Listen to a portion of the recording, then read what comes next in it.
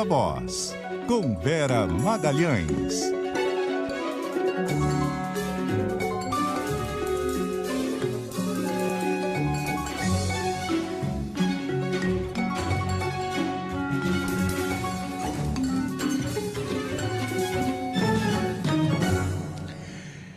Ô Vera, hoje eu acho que você ficou sem assunto, né?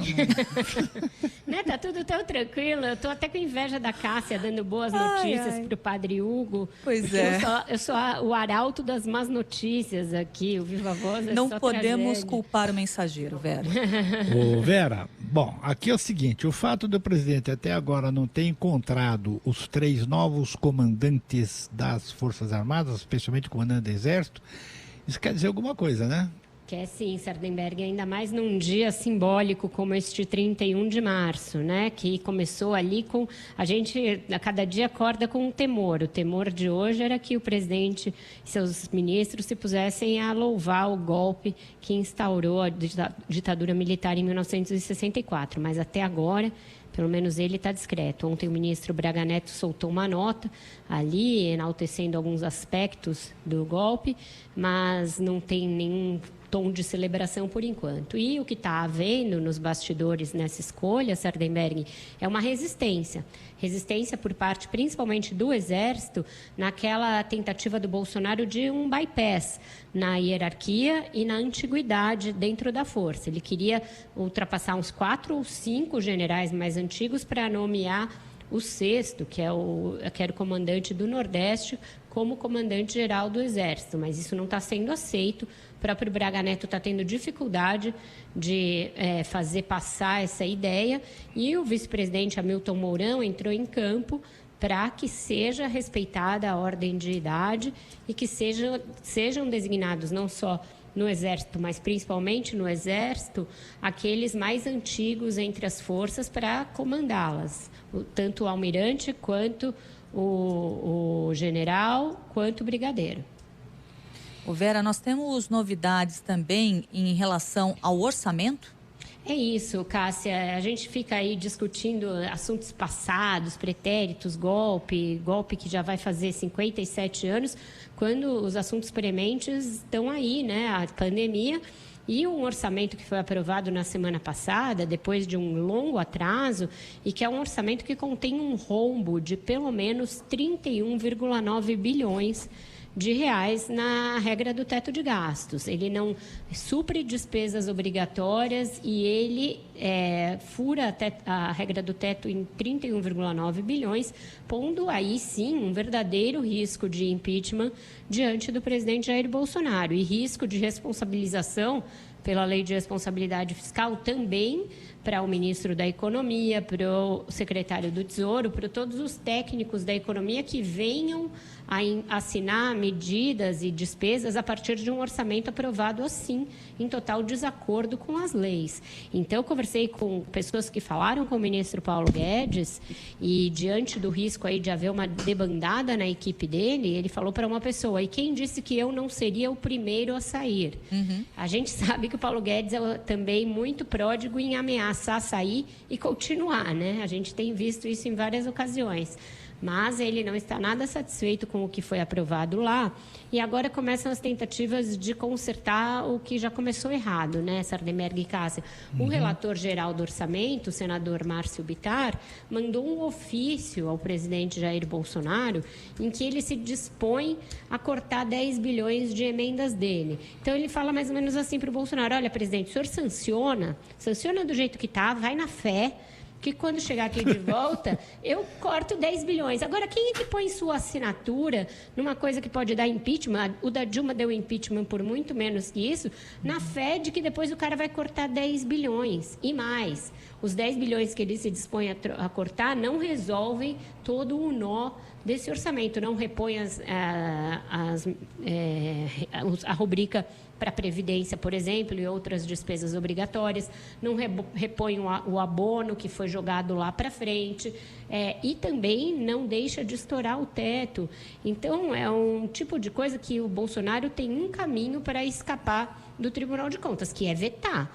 E vetar o orçamento significa voltar para aquela situação que a gente está em abril, praticamente, sem ter o orçamento do ano aprovado. Então, os técnicos, quaisquer técnicos de qualquer pasta que assinem despesas já estão operando num universo paralelo sem orçamento. Então, é tudo muito bizarro, Sardenberg. Sabe quantas vezes um presidente vetou o orçamento desde a redemocratização? Nenhuma. Não tem precedente nisso. Agora, se vetar, vai ter que começar tudo de novo, né? E aí, bom, agora você falou em motivos de impeachment, né? Mas tem também outras possibilidades de motivos de impeachment, que é a questão da pandemia, a intervenção nas Forças Armadas. O que você acha? Atos antidemocráticos. O que não falta é motivo para impeachment. Concordo absolutamente com você. Mas o que tem sido o esteio aí de boa parte dos que não abriram um processo até agora e dos que defendem que não se faça? Não tem crime de responsabilidade. Agora você tem um crime de responsabilidade dentro da lei de responsabilidade fiscal, que foi a mesma usada para punir a Dilma em 2016. Então, agora nem essa desculpa tem, porque o que houve na pedalada no caso dela é uma ínfima parte do grau de pedalada que tem dentro do orçamento geral para o ano de 2021, o ano da pandemia, justamente. Então, começa a ficar muito sem saída. Os outros casos, até aqui, o Arthur Lira está mantendo na gaveta. E agora? E esse caso? O que o TCU, que foi o que deu ali a justificativa jurídica para o impeachment da Dilma, num relatório forte do Augusto Nardes, o que o TCU vai fazer diante de um orçamento que não para em pé, que é uma peça de ficção?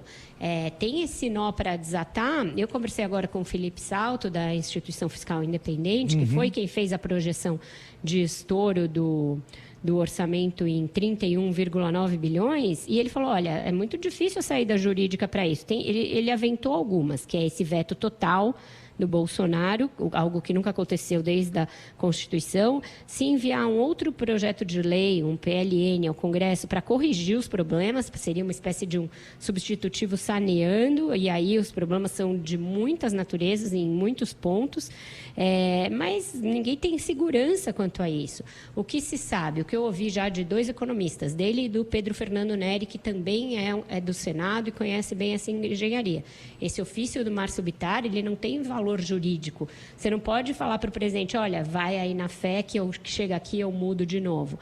Então, a gente está mais uma vez em mais uma área diante de um impasse que vem da falta de planejamento, de organização e de eficiência desse governo. E também na área econômica, né?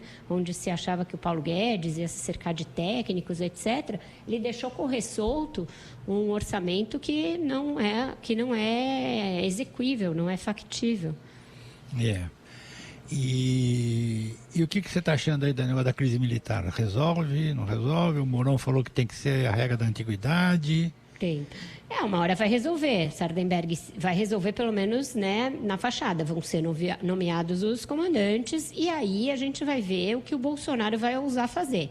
Ele me parecia, na segunda-feira, muito afoito para se cercar de pessoas da sua confiança para que, se ele, lá na frente, achasse que era necessário usar alguns dos instrumentos amargos, o estado de sítio, que ele voltou a citar hoje, inclusive, atribuindo aos governadores, ele tivesse respaldo para isso. Essa dificuldade em nomear os comandantes já mostra que ele não tem respaldo para essas medidas heterodoxas.